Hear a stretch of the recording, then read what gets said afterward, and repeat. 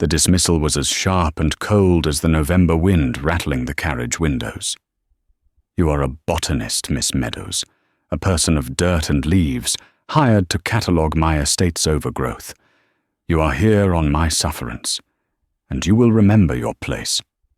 His voice, a low baritone that held the authority of generations, was devoid of warmth. He did not even grant her the courtesy of a full glance, his steel-grey eyes fixed on some distant point over her shoulder. "You are in every conceivable way beneath me." And in that moment, she knew this commission would be more than a study of rare flora. It would be a battle of survival against the chilling frost of Duke Gideon Blackwood. The wheels of the carriage crunched over the meticulously raked gravel of Stonehaven Manor's Grand Drive. Clara Meadows pressed her face against the cool glass, gazing at the imposing structure that rose from the mist-shrouded earth like a titan of granite and slate. It was less a home and more a fortress, a testament to the enduring power of the Blackwood Duchy. Every stone seemed to have been placed with an air of cold, calculated permanence. Clara, a woman whose life had been spent in the gentle chaos of greenhouses and the quiet company of books, felt a tremor of apprehension. Her father, a renowned horticulturalist before his passing, had always spoken of the Blackwood collection with a mixture of awe and regret. The finest collection of exotic ferns outside of the royal gardens, he'd say, left to rot by a duke who cares more for lineage than life. Now it was her commission to salvage that legacy, to illustrate and catalogue the contents of the great neglected glass conservatory. It was the opportunity of a lifetime, one that could secure her professional reputation and financial independence. A footman, his face a mask of professional indifference, opened the carriage door. The air that greeted her was crisp and smelled of rain-soaked earth and old stone. She was led not through the grand carved oak doors at the front, but through a smaller, more discreet side entrance, the first of many subtle reminders of her station. The interior was even more intimidating than the exterior. Soaring ceilings, walls lined with stern-faced portraits of Blackwood ancestors, and a silence so profound it seemed to have weight. She was ushered into a cavernous study where a fire roared in a hearth large enough to roast an ox.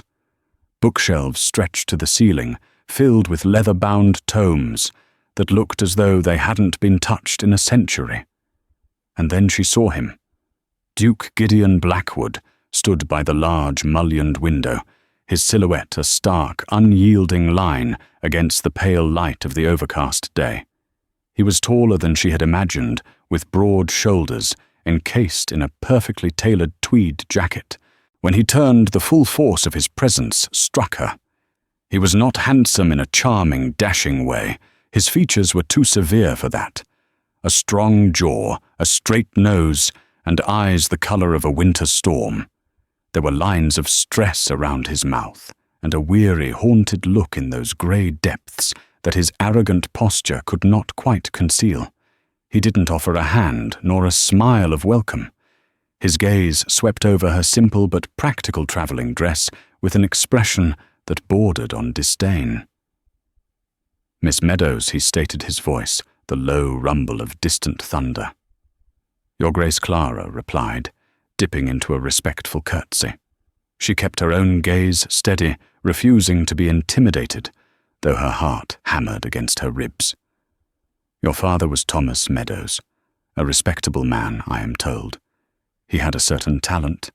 The compliment was delivered so flatly it sounded like an insult. "He was the finest botanist of his generation." "Your Grace." He believed in the importance of nature's beauty. A flicker of something impatience perhaps crossed the Duke's face. "Beauty is a luxury, Miss Meadows. Duty, legacy, and strength are the currencies of this world. Your father's sentimentality is what left him with little more than a good name and a collection of pressed flowers." The barb struck home, a cruel and unnecessary jab at her father's memory. Clara felt a flush of anger, but tamped it down. She needed this position. My father found great wealth in his work, Your Grace. It was simply not the kind one counts in a treasury. For the first time, his grey eyes focused on her, a sharp, analytical light entering them. He seemed surprised by her response, by the quiet steel in her voice. He took a step closer, and she had to fight the instinct to retreat. He was a predator, circling, testing her resolve. It was then that he delivered the words that would define their relationship. Let us be clear. You are here because the Royal Society has an inexplicable interest in the dilapidated relics my grandfather collected. Your presence here is a concession, Miss Meadows, not an invitation. You will confine yourself to the conservatory and the adjacent potting sheds. You will take your meals with the senior staff. You will not wander the grounds, and you will certainly not attempt to engage me in conversation about the beauty of nature. He paused, his gaze sweeping over her one last time, a final damning assessment. You are a botanist, a person of dirt and leaves, hired to catalogue my estate's overgrowth. You are here on my sufferance, and you will remember your place. You are in every conceivable way beneath me. The words hung in the oppressive silence of the study. They were designed to wound, to put her firmly and unequivocally in her place. And they did. A lesser woman might have burst into tears or fled the room in humiliation, but Clara Meadows was her father's daughter. She possessed a resilience, cultivated through years of patient observation, of watching seeds push through the hardest soil to reach the sun. She lifted her chin, her green eyes, meeting his cold grey ones without flinching. I understand my duties perfectly. Your Grace, she said, her voice clear and steady. And I assure you my only interest is in the plants. You have my word. I shall be no trouble to you at all. His lips thinned into a hard line. He had expected her to crumble, but she had not. He gave a curt, dismissive nod and turned back to the window, his broad back a wall of finality. Mrs. Gable will show you to your quarters. Begin your work in the morning. The interview was over. As Clara was led away by the kindly, round-faced housekeeper, Mrs. Gable, she could feel the Duke's gaze on her back. It was not a look of idle curiosity, but one of sharp, resentful scrutiny. He was a man trapped in a gilded cage of his own making, and he despised anyone who represented a world of freedom and simple passion that he could never know. Clara understood. She did not have to like the man, only to do her job. But as she walked down the long, cold corridor, she couldn't shake the feeling that the most dangerous and untamed specimen at Stonehaven Manor was not in the conservatory at all. It was the Duke himself. Her room was small but clean, tucked away in the staff wing. It overlooked a small, dreary courtyard. Mrs. Gable, sensing her disquiet, offered a cup of tea and a gentle smile. "Don't you mind? His Grace Miss the housekeeper," whispered her voice, laced with a sympathy born of long service. "He carries the weight of the world on his shoulders. Hasn't been the same since his father, the old Duke, passed. A hard man, the old one. He forged young Gideon in his own image, all iron and ice. He seems unhappy." Clara offered, choosing her word carefully. "Unhappy doesn't begin to cover it, miss." Mrs. Gable sighed, smoothing her apron. "He's barricaded his heart, he has. Thinks any softness is a weakness to be exploited. He's betrothed, you know, to Lady Beatrice Croft, a suitable match. Her father has mines and the Blackwood estate. Well, it's grand, but old things need a lot of upkeep.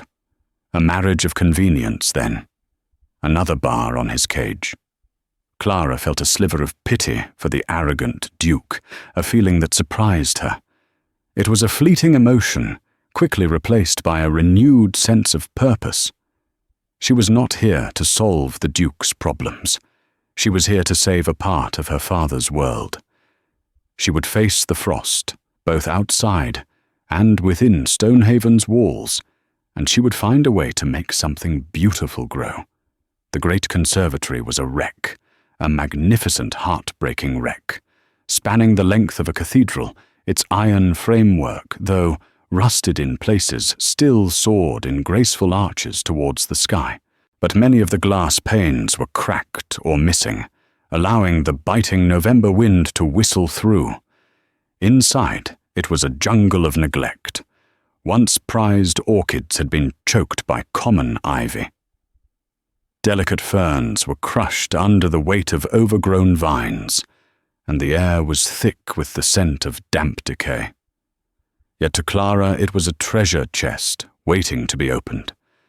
Beneath the chaos she saw the ghosts of greatness, a rare Madagascan palm gasping for light, a cluster of Amazonian water lilies, their pods yellowing in the stagnant water of a central fountain. It was a daunting task, but her heart swelled with a fierce, protective determination. This was her sanctuary, her laboratory, her battlefield. For the first week, she saw nothing of Duke Gideon. She rose before dawn, took her simple breakfast in the servants' hall, and lost herself in her work, until dusk forced her to stop. With the help of a young, willing garden boy named Finn, she began the arduous process of clearing the rampant overgrowth, carefully disentangling the valuable specimens from the weeds. She sketched, she labeled, she took notes in her leather-bound journal, her fingers often numb with cold. The staff, initially wary, began to warm to her. She treated them with a respect they rarely received, always offering a kind word or a genuine smile. She learned their names, asked about their families, and even used her botanical knowledge to create a soothing balm for Mrs. Gable's arthritic hands. Kindness was Clara's native language, and she spoke it fluently. Gideon, however, remained a distant, formidable presence. He was aware of her activities. From his study window, which overlooked the wing of the manor attached to the conservatory, he could see the faint glow of her lamp late into the evenings. He saw the slow, steady progress, the gradual taming of the chaos. He told himself it was an irrelevant, frivolous pursuit. Yet he found his gaze drifting to the glass structure more and more often. He saw her a small, determined figure in a smudged apron, her brown hair escaping its neat bun, her face alight with a concentration so pure it was almost devotional. It irritated him, this quiet joy she found in dirt and leaves. It was a world so alien to his own, a world of patient nurturing rather than ruthless command. One afternoon, a fierce autumn storm rolled in the sky, turning a bruised purple. The wind howled like a mournful beast and rain lashed against the conservatory's fragile glass. Clara was perched precariously on a tall wooden ladder, attempting to free a magnificent queen of the night cactus from a thick web of ivy that was pulling it from the wall, the plant with its enormous otherworldly flowers that bloomed for a single night was a particular prize she was determined to save. Finn was below, holding the ladder steady. "Maybe we should leave it for today, miss," he shouted over the roar of the wind. "This old glass might not hold. Just a little more, Finn." She called back, her fingers working deftly at the tough, woody stems of the ivy. "I've almost got it." She gave one last, determined pull. The ivy ripped free with a sudden snap, but the motion combined with a violent gust of wind that rattled the entire structure was too much. The ladder shuddered its legs, scraping against the slick, mossy flagstones. Clara cried out as she lost her balance, her hand scrabbling for a hold on the cold iron framework. Time seemed to slow. She saw the ground rushing up to meet her, braced for the impact. But instead of hard stone, she fell into something strong and unyielding, A pair of powerful arms caught her, breaking her fall with a jarring thud that knocked the wind from her lungs. For a moment, she was simply stunned, her cheek pressed against the rough tweed of a man's jacket that smelled of rain leather and something uniquely masculine. She looked up, her dazed eyes meeting the thunderous grey ones of Duke Gideon Blackwood. He was holding her, his arms wrapped securely around her waist. His face was a mask of grim fury. His jaw clenched so tightly, a muscle jumped in his cheek. Rainwater dripped from his dark hair onto her face. "What in God's name do you think you are doing?" He bit out his voice, a low, furious growl. "Are you trying to kill yourself in my conservatory?" Clara, still caught in his arms, could only stare. The sheer proximity of him was overwhelming. She could feel the hard muscle of his chest, the warmth of his body seeping through her dress. The cold, distant Duke was suddenly intensely real. I had to save the cactus," she stammered, her voice breathless. "The cactus." His laugh was a short, sharp bark of disbelief. "You would risk your neck for a damned weed?" "It is not a weed," she retorted, her spirit flaring despite her shock. "It's a Selenicarius grandiflorus, a priceless specimen." His grip on her tightened for an instant, his stormy eyes boring into hers. For the first time, there was no filter of social hierarchy between them, only the raw, elemental reality of the storm, the danger, and his body against hers. He saw the smudge of dirt on her cheek, the fierce passion in her green eyes, the slight tremble of her lips. And he felt something shift within him, an unexpected and unwelcome jolt of something. Protection. Awareness. A strange, inexplicable pull towards this infuriating, reckless woman. He set her on her feet abruptly, as if touching her had burned him. He took a half step back, his composure snapping back into place like a steel trap.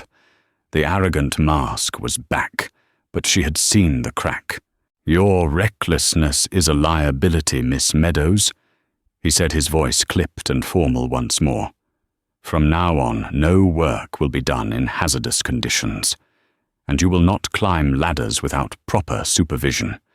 Finn is a boy, not a safety harness." He turned his glare on the terrified garden boy, who seemed to shrink into the floor. "It wasn't his fault, Your Grace," Clara said quickly, stepping slightly to shield the boy. "It was mine." Gideon's gaze snapped back to her. His eyes raked over her from her dishevelled hair to her dirt-stained hem, and lingered for a moment on the hand she had instinctively placed over her racing heart. He gave a curt nod. "See that it doesn't happen again." Without another word, he turned on his heel and strode out of the conservatory, disappearing into the driving rain, leaving a stunned silence in his wake. Clara leaned against the cool iron wall, her legs suddenly weak. Her body still tingled where he had touched her. She had been prepared for his coldness, his disdain, his arrogance. She had not been prepared for the strength of his arms, the heat of his anger, or the fleeting, unguarded moment when his eyes had held hers, and seen not just a botanist, but a woman. The thaw had begun not with a kind word, but with a single saving touch, and as she looked at the rescued cactus, she knew her work here had just become infinitely more complicated.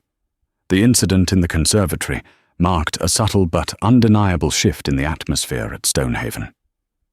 Duke Gideon did not speak to Clara again, but his presence became a constant, unnerving weight. He would appear at the far end of a corridor as she was leaving the staff dining hall, his grey eyes following her until she turned a corner. She would glance up from her work to see him standing in his study window, watching her with an unnerving intensity. He was an observer, a silent, brooding sentinel, whose motives she could not begin to decipher. His scrutiny was a source of great anxiety, but it also spurred her on. She would show him.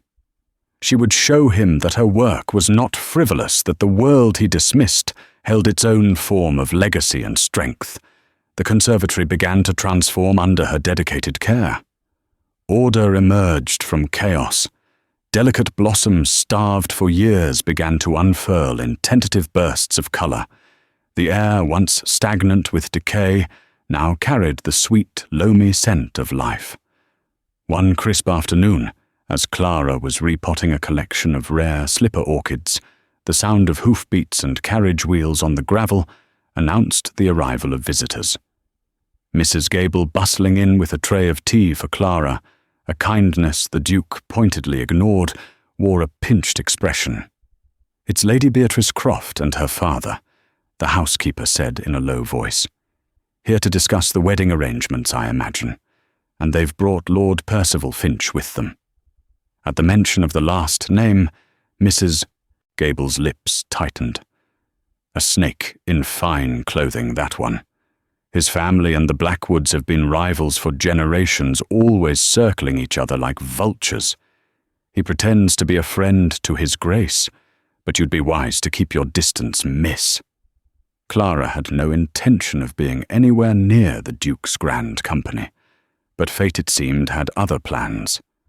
As she was leaving the conservatory at dusk, carrying a tray of delicate seedlings that needed the warmth of the potting shed stove, she nearly collided with the visiting party as they took a tour of the grounds. Lady Beatrice was exactly as Clara had pictured, tall blonde and exquisitely beautiful in a cold, statuesque way. Her pale blue dress was a masterpiece of fashion, and she held herself with the regal poise of a woman who had never known a moment of self-doubt. She looked at Clara's work-stained apron and the tray of dirt with an expression of faint, aristocratic disgust. "Good heavens, Gideon," she said, her voice like the tinkling of ice in a glass. "What is this? I thought we agreed to have this dreadful glass house pulled down to make way for a proper Italianate garden." Gideon, standing beside his betrothed, stiffened. Clara saw a muscle jump in his jaw. "The Royal Society has expressed an interest, Beatrice. It is a matter of preserving the Blackwood collection, the Blackwood collection of weeds." Another voice chimed in, smooth as oiled silk. Lord Percival Finch stepped forward. He was handsome, with a charming smile, twinkling blue eyes, and an air of relaxed confidence that was the polar opposite of Gideon's rigid formality. He bowed slightly to Clara. "And you must be the talented botanist taming this wilderness." "Lord Percival Finch at your service." Miss Meadows Clara replied, offering a polite but distant nod. She disliked him on sight. His charm felt manufactured, his eyes sharp and assessing. Meadows Lord Finch mused, tapping a finger against his chin. "Any relation to Thomas Meadows? He was my father." "Ah, a brilliant man. A tragedy, his passing. He spoke to me once about a discovery. Something about a flaw in the deed to the Blackwood Eastern lands, something he'd found in an old botanical survey map, a fascinating historical curiosity." "Did he ever mention it to you?" The question was casual, but Clara felt a sudden tension in the air. Gideon's gaze narrowed his focus entirely on Lord Finch. There was a dangerous undercurrent to the seemingly innocuous conversation. "My father spoke of plants, my lord not property deeds," Clara said calmly, though her mind was racing. An old map, a flawed deed. It sounded like nonsense. Finch's smile widened. "A pity. Well, Gideon, you must be commended for taking on such a charitable project." He gestured vaguely at the conservatory.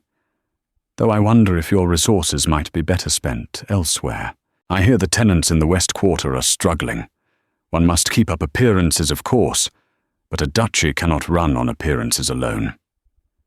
It was a direct, calculated insult, thinly veiled as friendly concern.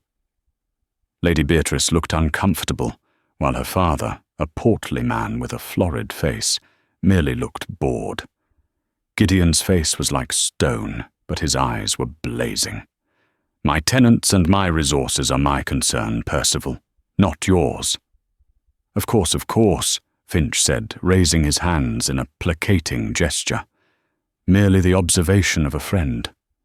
The group moved on, their voices fading as they walked towards the manor. Clara stood frozen, the seedlings in her hands forgotten. She had just witnessed a skirmish in a war she didn't understand.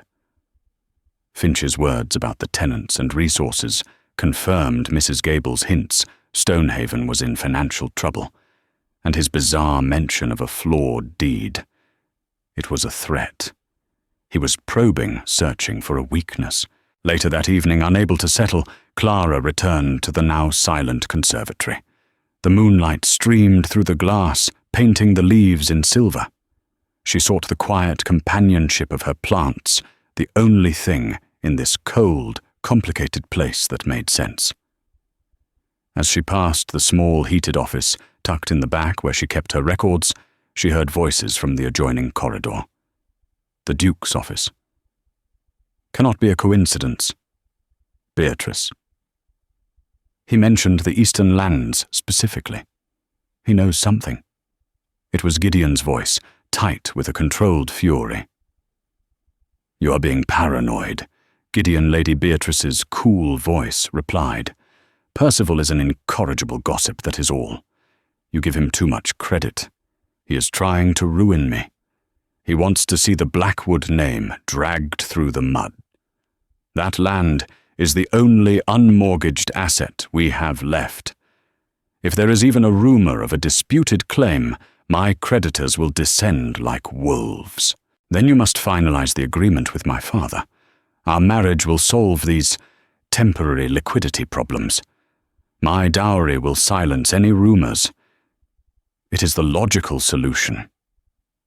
There was a pause. Clara held her breath, knowing she should leave, but compelled to stay. "Logic," Gideon said, and his voice was raw, stripped of its usual arrogance. It was the voice of a man in a trap. "Is that all this is to you, Beatrice?" "A logical transaction. What else would it be?" she asked, a genuine note of confusion in her voice. "We are of the same class. Our union will strengthen both our families. It is a suitable practical alliance. Do not tell me you are indulging in sentimental notions, Gideon. It is so very common." The silence that followed was heavy and absolute. Clara could picture the scene perfectly. Gideon, his pride and his duty at war with a desperate longing for something more, and Beatrice unable to comprehend that a man like him could want anything beyond wealth and status. Clara backed away from the door, her heart aching with a pity that was sharp and painful. The arrogant Duke was more a prisoner than she was. He was shackled to a loveless engagement, a failing estate, and a rival who was circling, waiting for the perfect moment to strike. And she, Clara Meadows, a woman of dirt and leaves, had just stumbled into the heart of his secret war. The knowledge was a dangerous burden. Finch had noticed her, and now she was no longer just the botanist. She was a potential pawn in a game she didn't know how to play. The weight of the overheard conversation settled on Clara like a physical shroud. Every interaction, every sideways glance from the staff, every moment of silence from the Duke now seemed layered with hidden meaning. She felt as though she were walking on a thin pane of glass, with the icy waters of the Blackwood family's troubles swirling just beneath. Lord Finch's probing question about her father and the deed lingered in her mind. It was preposterous, of course. Her father was a man of science, not law. Still, a seed of curiosity had been planted. In the small office within the conservatory, amongst her own journals, were several of her father's old field notebooks that she had brought for reference.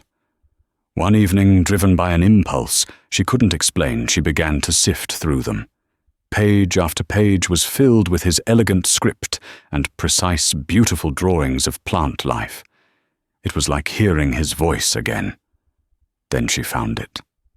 Tucked into a back pocket of a journal from 20 years prior was a folded, brittle piece of parchment. It was a hand-drawn copy of a section of the Stonehaven estate, focusing on the river that marked the eastern boundary. The notes were not about property lines, but about the unique riverbank flora. Yet in the corner her father had made a small parenthetical note.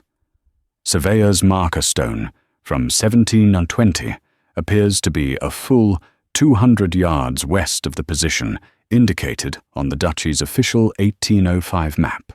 Curious. Affects riparian rights for the entire East Meadow. Clara stared at the words, her blood running cold. It wasn't a flaw in the deed itself. It was a physical discrepancy, a misplaced stone marker from centuries ago that could, if proven, shift the entire property line. A 200-yard strip along the river. It might seem small, but over several miles it represented a significant parcel of land. Land that Lord Finch clearly coveted or knew was a point of leverage against Gideon. Her father hadn't been searching for a legal loophole.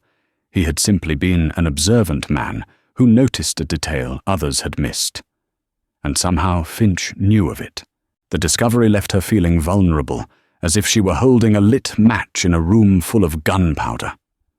What was she to do with this information? To give it to Gideon would be to insert herself directly into his affairs, a line she had promised him she wouldn't cross.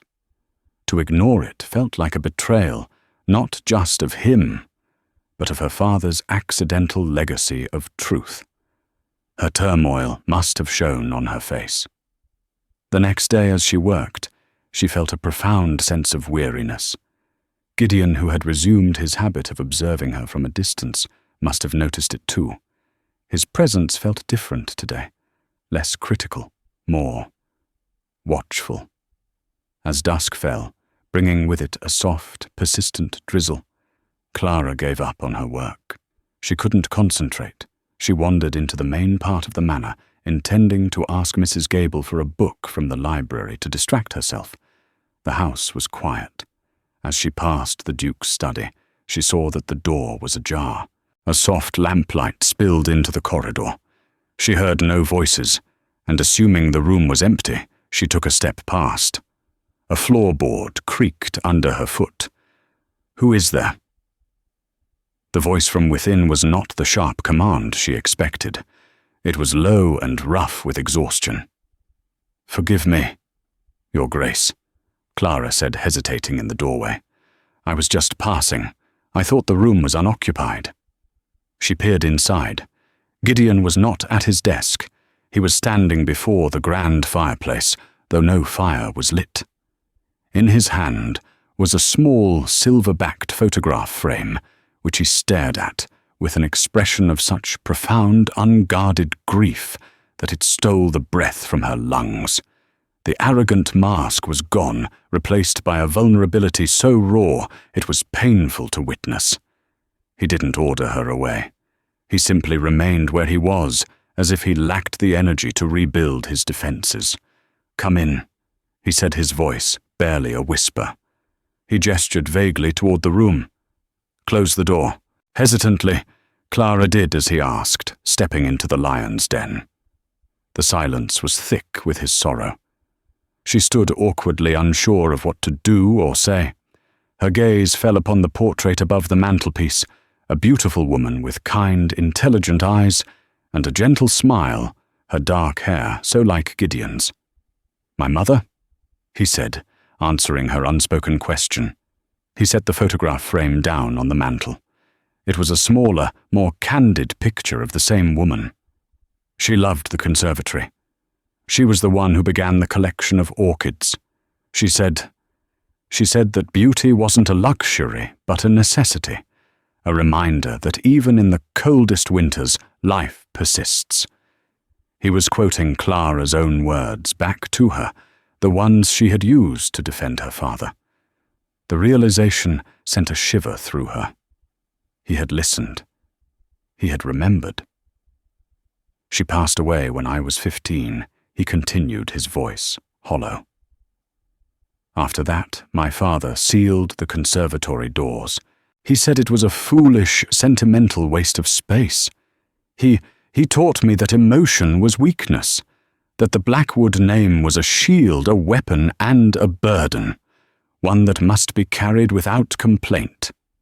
Here it was, the source of the iron and ice Mrs. Gable had spoken of, a boy whose grief was denied, whose heart was systematically encased in the armor of duty. Clara's professional instincts warred with her human ones. The Duke was her employer, an aristocrat far above her station.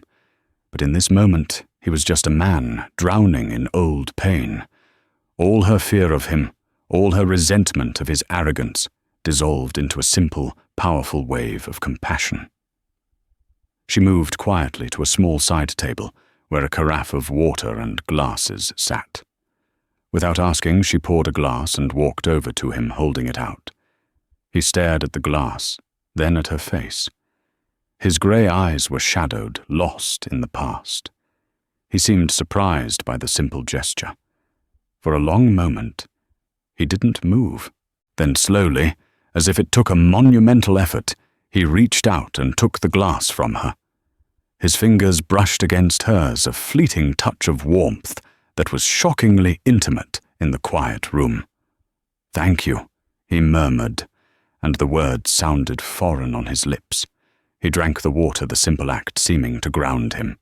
He set the glass down and turned his gaze back to the portrait. Today is the anniversary of her death. Clara's heart ached for him. There were no words of comfort that wouldn't sound like platitudes, so she offered him the only thing she could, a moment of shared, respectful silence. She didn't pry or offer empty sympathies. She simply stood with him in the dimly lit room, acknowledging his grief without judgment. They stood like that for several minutes.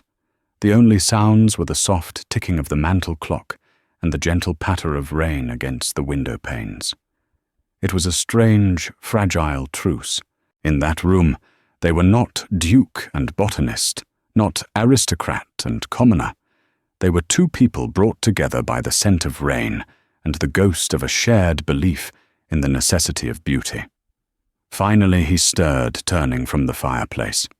The mask was not fully back in place, but some of the rigid control had returned to his posture. "You should go, Miss Meadows," he said, his voice still quiet but more formal. "It is late." "Yes, Your Grace." She turned and walked to the door. Her hand was on the handle when his voice stopped her. "Miss Meadows." She looked back.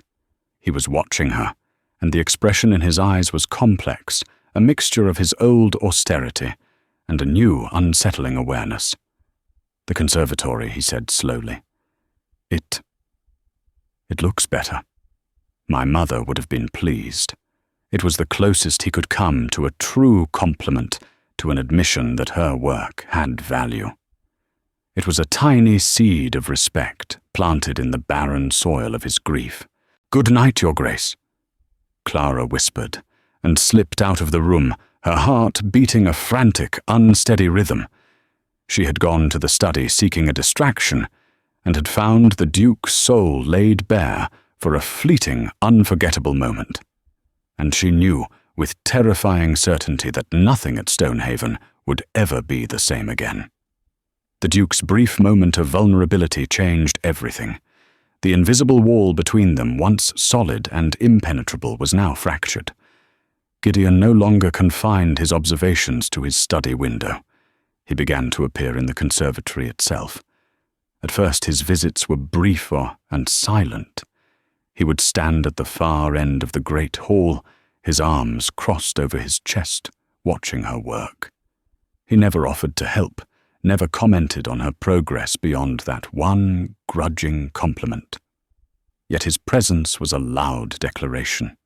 He was drawn to this space, to her world.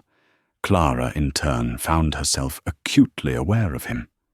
The rustle of his coat, the scent of his cologne, the deep timbre of his voice when he occasionally gave an order to a passing servant, it all seemed to register with a heightened sensitivity. The fragile peace was shattered by the arrival of a letter, a solicitor's letter addressed to Clara. It was from Lord Percival Finch. The letter was couched in polite, sympathetic terms. He wrote of his admiration for her father's work and expressed a scholarly interest in any of his old notes or maps pertaining to the Stonehaven estate. He offered a generous sum for any such documents, framing it as a contribution to help her establish her own botanical enterprise. It was a bribe, plain and simple. He knew she had something, or suspected she might find it. The letter ended with a subtle threat. The affairs of the aristocracy can be turbulent. A young woman of your modest position would be wise to secure her future and avoid being caught in the crossfire. Clara's hands trembled as she read it. Finch was not just probing anymore. He was actively trying to recruit her as an accomplice in his scheme to ruin Gideon. The letter felt unclean of violation. She was now a direct target. That afternoon, the sky, which had been threatening for days, finally broke.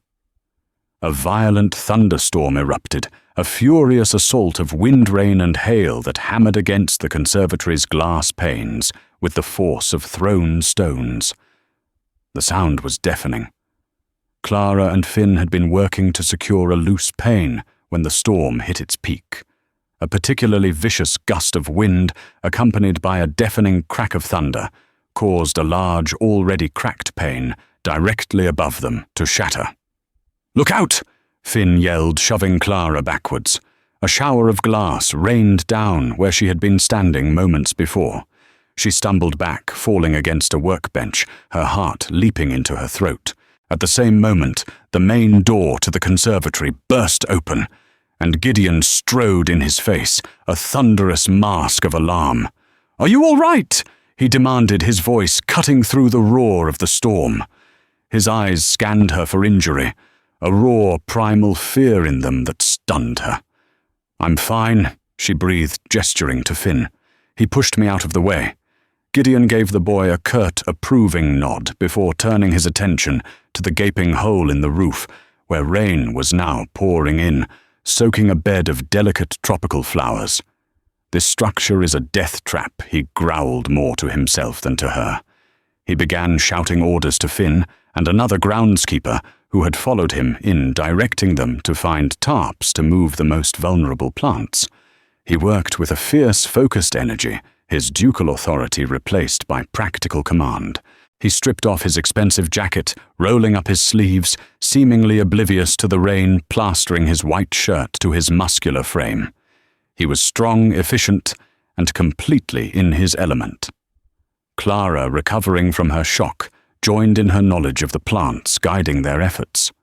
For over an hour they worked side by side in the roaring chaos of the storm, a small, desperate team fighting to save this fragile glass world. They moved in a seamless, unspoken rhythm. He would lift a heavy terracotta pot, and she would be there to guide it into a safer position. She would point to a wilting specimen, and he would understand instantly that it needed to be shielded from the deluge. The barriers of class and station were washed away by the rain and the urgency of their task. Finally, the worst of the storm passed, leaving behind a steady, drumming rain. They had saved most of the plants. The conservatory was a mess of muddy footprints, fallen leaves and puddles, but it was secure. The groundskeepers left to fetch supplies for a more permanent repair. Clara and Gideon were left alone, standing in the dripping, humid air. Both were soaked to the skin, their breathing heavy from the exertion. Clara pushed a stray, wet strand of hair from her face, suddenly aware of her disheveled state.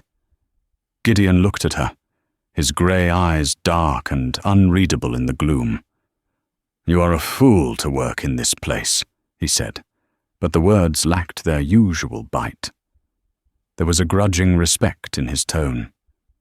"It's worth the risk," she replied softly, looking around at the rescued plants.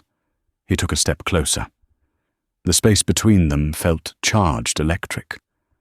Why, he asked, his voice low. Why does this matter so much to you? This collection of weeds? They are not weeds, she said, her voice filled with a passion she couldn't suppress. They are survivors. Look at this orchid. She reached out and gently touched a waxy white petal. It comes from a place with so much competition for light that it learned to grow on the branches of taller trees. This fern, she gestured to another, it can survive droughts by curling into a ball and waiting sometimes for years for a single drop of rain. They are not just beautiful. They are strong. They adapt. They endure. They hold on to life with a tenacity you can't possibly imagine. She looked up at him, her green eyes shining with unshed tears of conviction and exhaustion. They are a better legacy than a name carved on a cold stone, Your Grace. They are a living one. Her words struck him like a physical blow. He stared at her, truly seeing her for the first time, not as an employee, not as a commoner, but as a woman of incredible strength and passion, a woman who saw the world in a way he had long forgotten. Gideon, he said, his voice rough. What she whispered, confused. My name. It's Gideon. He reached out his hand, hovering for a moment, before his fingers gently brushed the smudge of dirt from her cheek. His touch was electric, a spark that ignited every nerve in her body. The air crackled. The sound of the rain faded to a dull roar. There was only the space between them, shrinking with every beat of their hearts. He leaned in, his gaze dropping to her lips. She saw the conflict in his eyes, the war between a lifetime of rigid control and a single overwhelming moment of desire. His pride, his duty, his betrothal, it was all there, warring with the undeniable truth of his feelings for her. Clara, he breathed her name, like a prayer, a confession. But just as his lips were about to touch hers, the old demons won. He flinched back, as if he'd been burned, a look of self-loathing twisting his features. The walls slammed back into place, higher and colder than ever. This is inappropriate, he grated out, turning away from her. He ran a hand through his wet hair, his back rigid. I am the Duke of Blackwood. I am betrothed, and you are an employee. Do not forget that again. The cruelty of his words, coming so soon after such a moment of raw connection, was devastating. It was a rejection, not just of the kiss, but of her, of everything she was. Tears of humiliation and anger pricked at her eyes. She straightened her shoulders, her own pride rising to meet his. In her hand, she still clutched the crumpled letter from Lord Finch. In that moment of pain, her course became clear. You are right, Your Grace, she said, her voice trembling but clear. You are the Duke, and you have enemies who wish to see you fall. She held out the letter. This arrived for me this morning. I believe it is something you need to see. He turned his expression, shifting from turmoil to confusion, as he took the letter from her hand. He read it quickly, his face darkening with every line. When he looked up, the personal conflict in his eyes had been replaced by the cold, dangerous fury of a cornered animal. He knows, Gideon said, his voice a deadly whisper. That snake actually knows. He looked from the letter to Clara, a new, calculating light in his eyes. And he came to you. He thinks you are the weak link.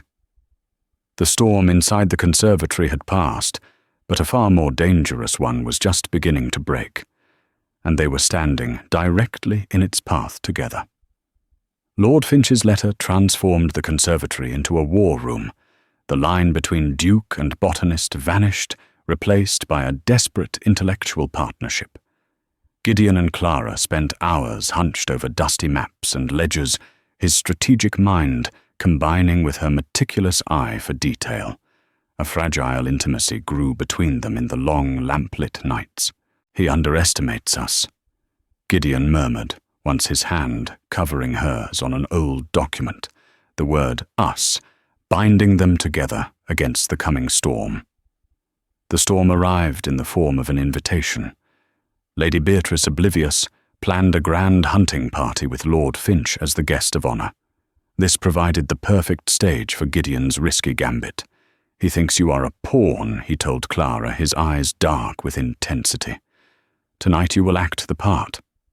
Her role was terrifyingly simple: feign betrayal. That evening, amidst the glittering aristocracy, Clara sought out Lord Finch.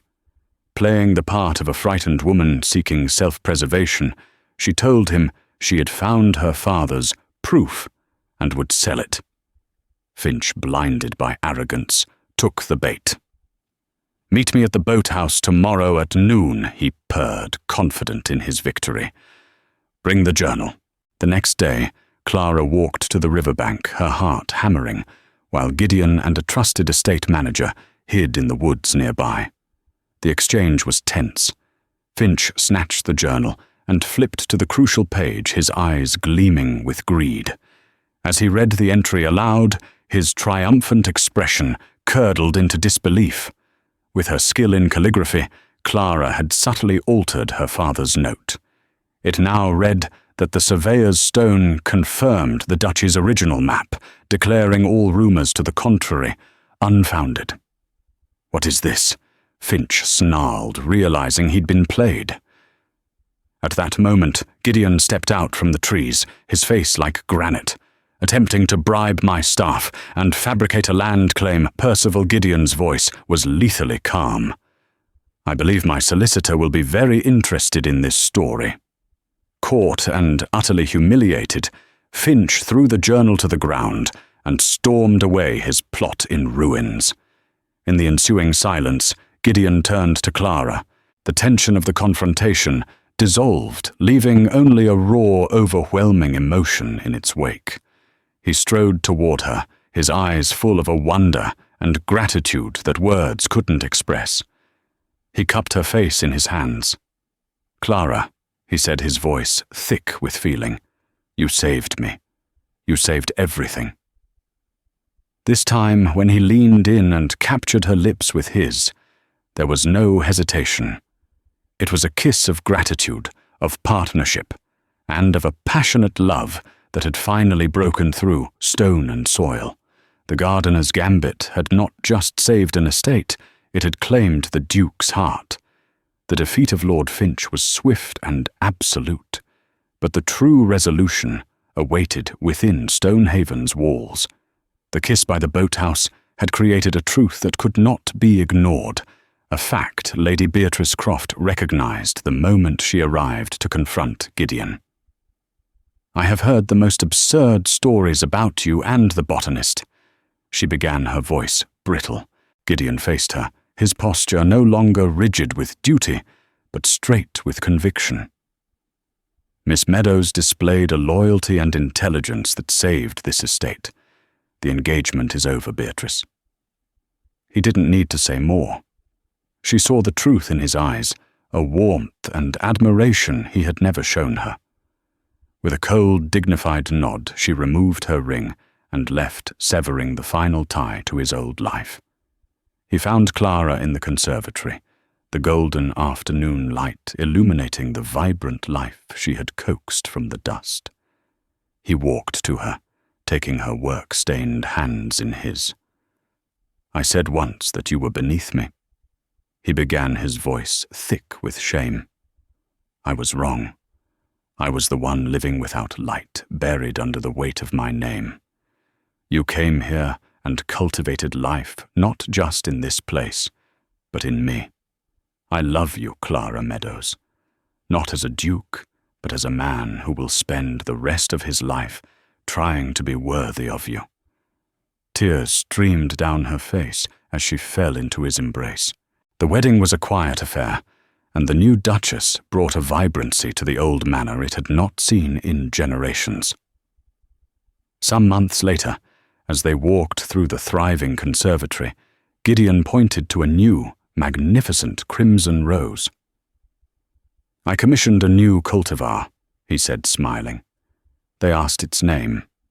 I told them to call it the Blackwood Rose, strong, beautiful, and wild, just like its duchess. If the journey of Gideon and Clara, a story of how gentle persistence can erode the highest walls of pride, and how love can bloom in the most unexpected of places, moved you, then please show your support. Their story is a reminder that a person's true worth is never defined by their station, but by the kindness in their heart and the strength of their spirit. By clicking the like button, you help this story reach others who might need that very message. Share it with someone you believe embodies the power of quiet resilience. And to ensure you don't miss our next tale of romance and redemption, please subscribe to the channel and ring the bell for notifications. Your support allows us to continue bringing stories like this to life. Thank you for listening, and may you always find beauty in unexpected gardens.